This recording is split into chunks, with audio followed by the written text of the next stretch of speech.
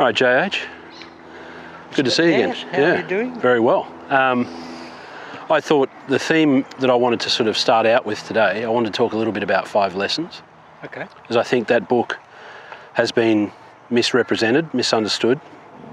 The way in which it's been, I'm not going to talk about necessarily the techniques involved in those lessons because, you know, it's not for me to comment on those, but just the theme of the book.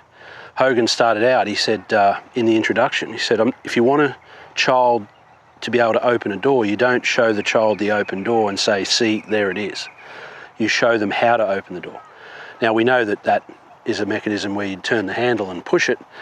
That showing a child an open door isn't going to teach them that. And so Hogan was very explicit up front about that's what he was doing. He wasn't explaining what you're seeing. He was explaining how to do it. Okay, so that's the first thing. Because people will say, well, it didn't look like Hogan was doing that. It's like, well, he's not telling you what it looks like, he's telling you how to do it, okay? And the reason I say that is because I've put forth these 3 fundamentals of a fundamental goal swing that's base to apex. The 3 fundamentals were the alignment, the sequence, and the one direction. But they're not what to do, that's what we want to have happen. Okay. Then at the end of 5 lessons, what Hogan did, I thought, brilliant part of the book, was he sort of went backwards and he said, you can just go through the ball and plow onto the finish completely freely if you've got this. And you can have that if you've got this, and you can have that if you've got this. So he went backwards and sort of said that it builds on itself, which means that everything you do from the start leads to the end. Now that seems like an overly obvious thing, but that's not how most people think about their golf. And again, I just wanted to highlight that because I think it's worth thinking his book in just those 2 things. Forget about everything that's in between those 2 things. But he's not showing you, he's telling you how to do it. And then he's saying that you can have a real easy time of it if you follow this step-by-step guide. And so that's kind of what I'm going to try to do here. I'm going to show you how to open the door, not, and let's call the open door those 3 fundamentals. Okay? Yeah, good format. Yeah. Good format. And then at the end we'll see, because the way to open it is about as complicated as opening a door, frankly. But it's easy to do something else. Like I could walk up to a door and do any number of things that wouldn't open it. There's one way to open the door. And I think there's one way to unlock your best swing, and that's what we're going to do. And so then when we get to the end of it, hopefully, if it goes the way I'd like, then I'd like to see if I can follow Hogan's theme again and say, okay, here's how it works backwards, right? This is what we get at the end, but we can only have that if we've got this alignment, the sequence, and so on. I think that's a good plan. Okay. To work backwards, yeah. Well, we'll see how we go. It's a lesson plan. Yeah. And I've had lesson plans stick before, and I've had to move and shake them. It all depends how it goes, John. So, and it's not on you either. It's on us both. It's on both of us to see how we go. All right? Well, I'm up for it. Great. So anyway, people who have read 5 lessons and don't like 5 lessons for whatever reason, maybe if you went back and read it and you really zeroed in on what I've just said there, maybe you'd get a new appreciation for it. I know I did. So that's that. We want to start with the mechanism, the technique, okay, that's going to undergird your entire swing. And it is only really one technique that's needed. It probably takes a little bit of explanation to describe something that in itself is not that complicated, but as Hogan also said in 5 lessons, the most complicated thing about it is the explanation. All right? You did say that. Now, I call this concept, I call it drag, because as you know, if you're in a boat and it's in the water's dragging on the boat, okay? If you're in a plane and it's in the air is dragging on the plane and slowing it down, if you like. And what we've got is we've got 2 ends. We've got an apex and a base.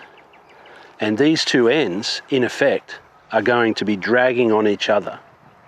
So it's a 2-way street in one alignment. So, ironically, that's how the alignment's created. So you don't just sit there and try to align your body in that opposition we did earlier. You create the opposition by having the club go one way in rotation and you going the other. That makes sense? Oh, absolutely. So can you try that looking at the camera?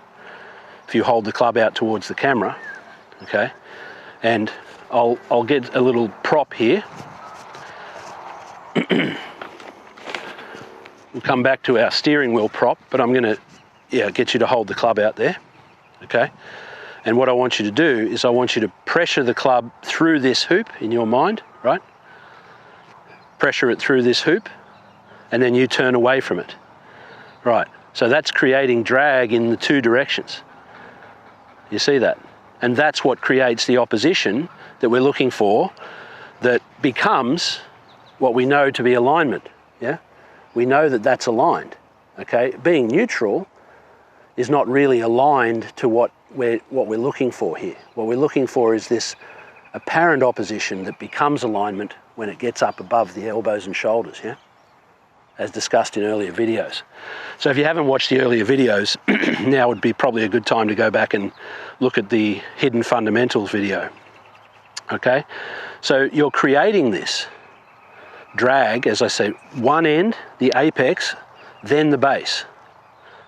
So if we start from just standing there, kind of just holding the club, yep, and I want you to pressure the apex away, and then the base goes away. Apex, then base. Yep. Now it's not exactly the same time. I want the apex, then the base. Yes. Now that's the sequence as well. So we get the sequence, we begin the sequence by creating this drag. So this mechanism that I'm calling drag, the two ends going away from each other, creates the alignment and it creates the sequence. Then if you stay in the alignment and you stay in the sequence and just let it travel in the one direction, then you have your golf swing. Now that might be making it sound like too simple, but there's enough to do there. There's enough to do there, okay? We don't want to make it any more difficult than that.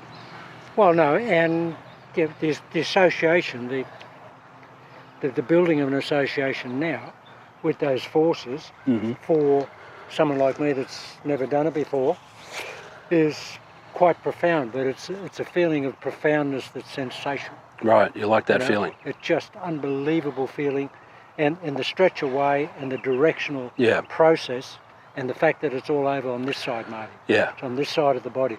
Yeah. You know, the whole journey from the start of the swing is on this side of the body. Right. Left of the button line for a right-handed player. That's what it feels like. Whereas traditionally, yes, we're always here. Well, the interesting thing is that you can, that would put you in alignment, as I said earlier. Yeah. Okay.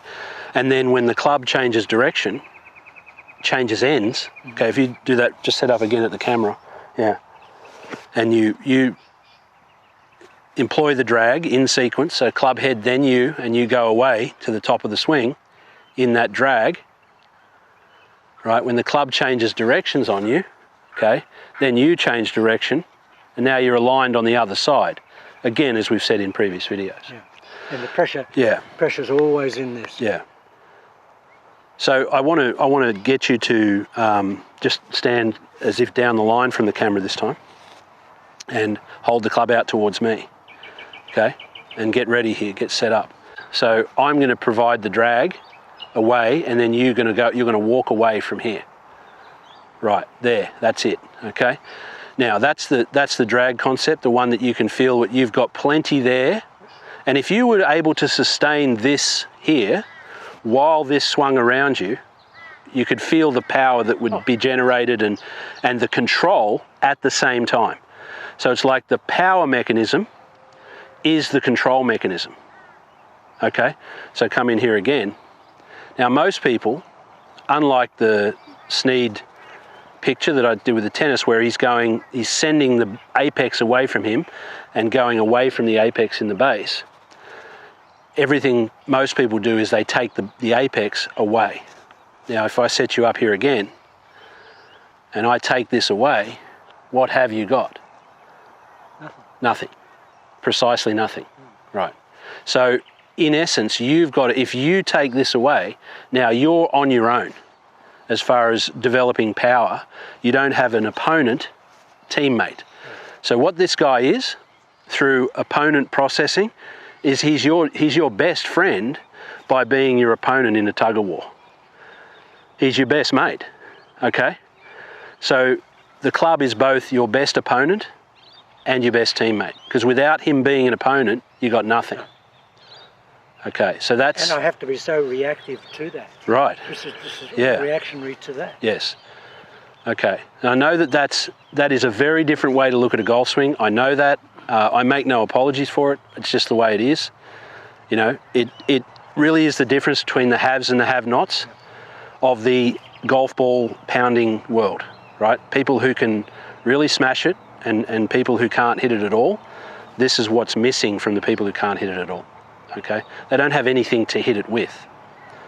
And the thing is, there's a lot of people out there probably watching this who know they're a much better athlete than their golf swing attests to. You're one of them. I've always felt that. Right, yeah. I mean, your swing's never been terrible, but you always knew that there's something you were missing because you weren't hitting it quite to your potential. And there's a lot of people out there like that. And they don't treat the club like the opponent that it should be, and therefore it never becomes their best friend in this interaction. Okay?